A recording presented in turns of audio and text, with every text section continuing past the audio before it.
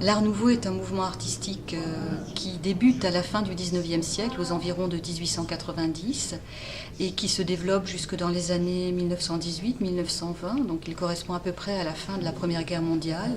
Il touche toutes les formes d'art, aussi bien l'architecture que les arts décoratifs,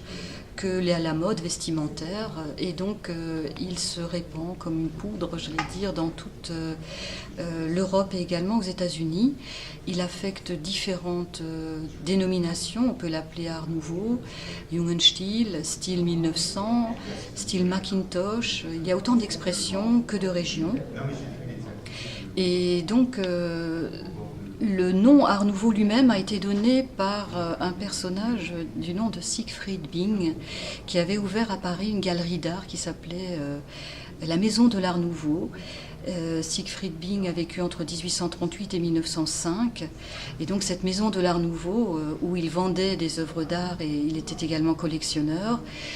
cette Maison de l'Art Nouveau va donner son nom à ce style, à ce courant architectural. Alors la conférence de ce soir, elle a pour but de faire connaître l'architecture, plus spécifiquement l'architecture du Grand Est de la France, parce que si Nancy, l'Art Nouveau de Nancy est bien connu, l'architecture Art Nouveau de Strasbourg l'est moins. Et il s'agit de mettre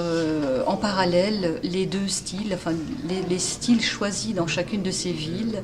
pour des bâtiments qui sont soit des magasins, soit des banques, soit des villas individuelles, soit des immeubles collectifs. Et donc montrer que des matériaux nouveaux sont utilisés, qui sont à la pointe de la technologie de l'époque,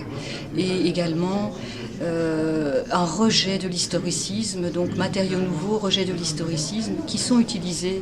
donc, dans la construction de ces nouveaux bâtiments.